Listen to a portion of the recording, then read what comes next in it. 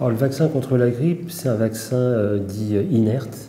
C'est-à-dire que on va prendre les virus, ils sont cultivés, ils sont inactivés, c'est-à-dire que c'est du virus mort, et on va les mettre dans le vaccin, après les avoir coupés en petits morceaux, c'est-à-dire fractionnés.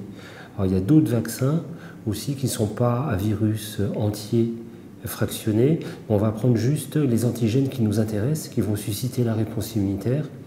Et c'est des antigènes de la membrane en fait, du virus. Donc il y a ces deux types de vaccins qui sont disponibles et dont l'efficacité est équivalente.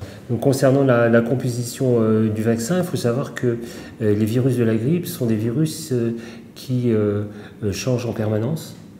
D'une année sur l'autre, on n'a pas forcément les mêmes virus qui circulent et qui sont responsables des épidémies. Et vous n'avez pas qu'un seul virus de la grippe, vous en avez plusieurs qui circulent. Donc c'est pour ça que finalement, chaque année, on est obligé de tenir compte de ces modifications des virus et de se revacciner avec, entre guillemets, un nouveau vaccin. Donc cette année, dans le vaccin est composé, comme chaque année, de 3 virus différents. Deux virus du groupe A, un H1N1, un H3N2, et puis un virus du groupe B.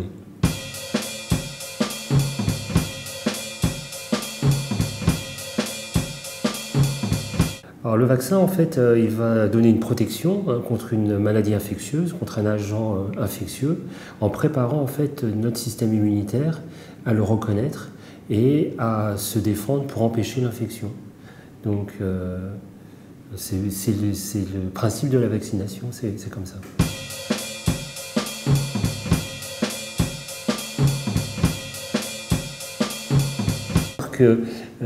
Chaque année, en France, il y a plusieurs milliers de décès qui sont liés à la grippe, surtout chez des personnes fragiles, chez qui la grippe va en fait décompenser un état fragile, notamment chez les personnes âgées. Pour la saison de l'épidémie de grippe 2016-2017, on considère qu'en France, il y a eu 15 000 décès qui sont attribuables à la grippe. Alors en France, on ne recommande pas la vaccination pour toute la population. Ce n'est pas une vaccination généralisée, mais c'est une vaccination de groupes à risque. Alors parmi les groupes à risque, on a avant tout les personnes âgées. Donc on recommande la vaccination chez les plus de 65 ans, mais aussi dans d'autres populations, toutes les personnes qui ont ce qu'on appelle des comorbidités, insuffisance cardiaque, insuffisance respiratoire, maladies respiratoires, asthme, diabète par exemple. Toutes les personnes qui sont immunosupprimées, soit par un traitement, soit par des maladies, notamment des maladies hématologiques et des cancers. On vaccine aussi, on propose la vaccination également pour toutes les femmes enceintes, quel que soit le terme de la grossesse, parce qu'il a été bien montré que les femmes enceintes, notamment en fin de grossesse, étaient beaucoup plus fragiles vis-à-vis de la grippe, et étaient beaucoup plus facilement hospitalisées pour grippe. Enfin, les personnes qui ont un très fort surpoids, personnes obèses avec un très fort surpoids, sont très fragiles vis-à-vis de la grippe, peuvent faire des insuffisances respiratoires aiguës, et donc on leur propose également la vaccination. Enfin, on recommande la vaccination d'une part pour tous les soignants qui s'occupent justement des personnes fragiles, de manière en fait à empêcher la transmission d'un soignant qui serait grippé vers une personne fragile. Et puis, lorsque vous avez des enfants, notamment des petits nourrissons, qui n'ont pas encore l'âge d'être vaccinés contre la grippe et qui sont fragiles, qui ont des pathologies qui les fragilisent, eh bien, on propose la vaccination de l'entourage de ces enfants, essentiellement les parents, les grands-parents, éventuellement la fratrie.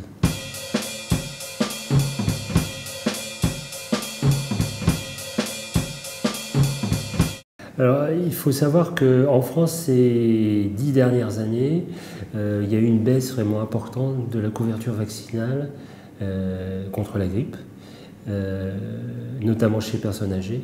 On a perdu entre 10 à 15 points de vaccination. Et à l'heure actuelle, on est encore une fois sur les populations qui devraient être vaccinées. Si on regarde pour les personnes de plus de 65 ans, on est légèrement en dessous de 50%. alors qu'on était il y a encore 10 ans autour de entre 65 et 70% de couverture vaccinale.